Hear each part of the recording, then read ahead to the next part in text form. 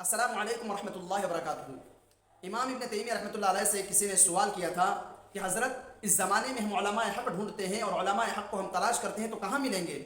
حضرت نے بڑا ہی اچھا جواب دیا تھا کہ اگر آپ علماء حق تلاش کرنا چاہتے ہیں تو علماء حق کی نشانی یہ ہے کہ یا تو وہ آپ کو قید میں ملیں گے، یا آپ کو وہ میدان جہاد میں ملیں گے، یا زمین کے نیچے ملیں گے۔ آج اسی سے ملتی جلتی ایک بات اور ایک انتہائی افسوسناک خبر ہمارے سامنے نکل کے آ رہی ہے کہ داعی اسلام حضرت مولانا کلیم صدیقی صاحب دامت برکاتہم العالیہ کو لکھنؤ کی ایک کورٹ نے اور ان کے 12 ساتھیوں کو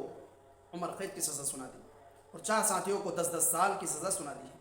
یہ تمام عالم اسلام کے لیے انتہائی افسوس کی خبر ہے اور خاص طور سے ہندوستان کے مسلمانوں کے دل کو چیر دینے والی یہ خبر ہے۔ لیکن اس سے گھبرانا نہیں ہے، ہمیں اپنے پچھلوں کی داستان کو دیکھنا ہے، ہمیں پہلے گزرے ہوئے لوگوں کی داستان کو دیکھنا ہے۔ ہم جب اٹھا کر کے دیکھتے ہیں تاریخ کی کتاب تو امام اعظم ابو حنیفہ کا سب سے پہلے نام ملتا ہے کہ آپ کو بھی زندان میں ڈالا گیا، امام احمد بن حنبل کو زندان میں ڈالا گیا، امام شافعی، امام مالک، شیخ الاسلام امام ابن تیمیہ رحمۃ اللہ علیہ کو بھی زندان میں ڈالا گیا۔ یہ ان کے علماء حق ہونے کی یہ واضح نشانی ہے۔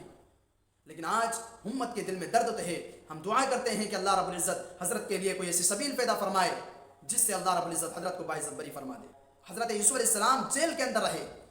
لیکن اللہ رب العزت نے انہیں باعزت بری کیا، اور اللہ رب العزت کی ذات سے امید ہے انشاءاللہ جن لوگوں نے حضرت کو سزا سنائی ہے انشاءاللہ ایک وقت آئے گا کہ وہی لوگ حضرت کو انشاءاللہ باعزت بری کریں گے۔ ہم اللہ سے دعائیں کریں کہ اللہ رب العزت حضرت کے گھر والوں کو صبر جمیل عطا فرمائے، حضرت کو استقامت عطا فرمائے۔ اور حضرت نے ایک بات کہی تھی کہ ہم حق پر ہیں، اللہ رب العزت انشاءاللہ ضرور ہمارا ساتھ دے گا۔ اور اللہ رب العزت سے حضرت کے لیے بھی دعا کریں کہ اللہ رب العزت حضرت یوسف علیہ السلام کی سنت والا جو سفر شروع ہو رہا ہے اس سفر میں اللہ تعالیٰ آپ کے ساتھ آسانی فرمائے۔ اور اس خبر کے بارے میں، اس ویڈیو کے بارے میں آپ کی کیا رائے ہے کمنٹ میں اپنی رائے ضرور دیں، اور حضرت کے لیے دعائیں جملے کمنٹ کے اندر لکھیں اور حضرت کو اپنی ہر دعا کے اندر یاد رکھیں۔